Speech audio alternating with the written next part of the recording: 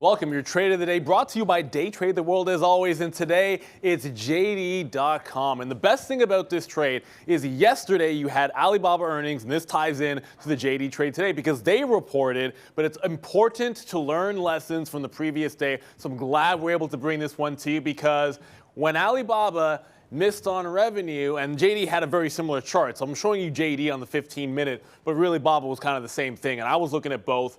I was basically looking to fade off of a downward channel on JD off the 55 level. And the key thing here is you essentially broke up out of the pre-market range, hit the next resistance level, shorted, got a little bit of a scalp, and then it broke out. But look at that reversal. Once it broke that channel, it more than doubled the range to the upside and was a great trend up. And Baba was the same thing. Yes, on Baba, same story. I had a very tight stop in there and managed to limit the loss on that short, but it had the same trend up. So the initial move was wrong. The key area of decision was right, but did not reverse the trade. So fast forward to today.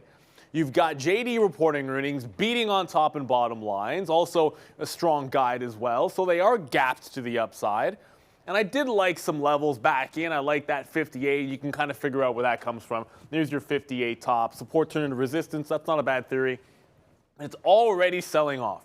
Like when it gets up, and I'm like, give me a break. It's already past that 60 level and fading it.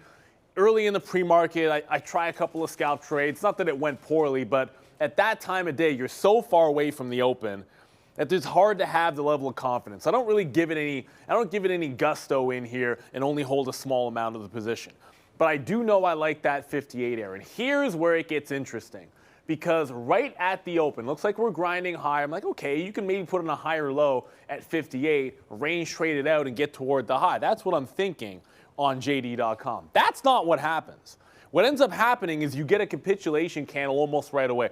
And pretty much everything you were looking at, or most things you were looking at, had just a huge flush at the open. And the way you get a fill matters.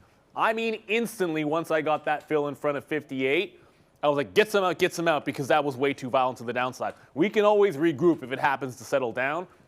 So the first bounce I can get, I do take out 2/3 of the position almost right away for a small scalp trade. That was more about relieving the pressure than anything else, because within seconds, this is a 3-minute chart, within a matter of seconds, it was retesting the low and then stopping out at 58.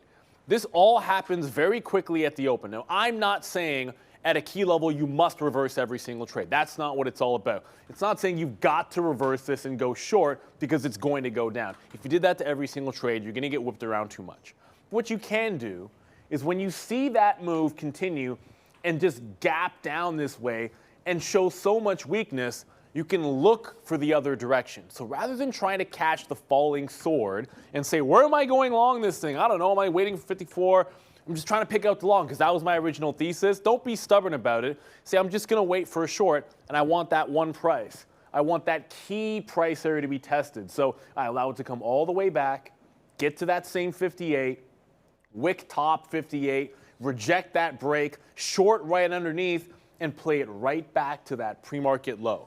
It's not about whether or not you can call with the direction of the market. It's about, can you set up a trade? And when you're wrong, can you get out of dodge? And if there's a trend, can you find your way into that trend? Also, can you learn from the mistakes before? Because this is going to happen to you sometimes, where you're going to be in the opposite direction, and because of that, you do miss out on the best trend. And no, it's not to say that the short was as good as the long was yesterday, but at least able to catch a piece of that short. Had I done the same thing in both Baba and JD in yesterday's trade, there would have been opportunities even if late to the game. So it's all about learning and getting better so that you can make more in your trading. There's your trade of the day. It's on JD.com with an assist from yesterday's trading in Alibaba.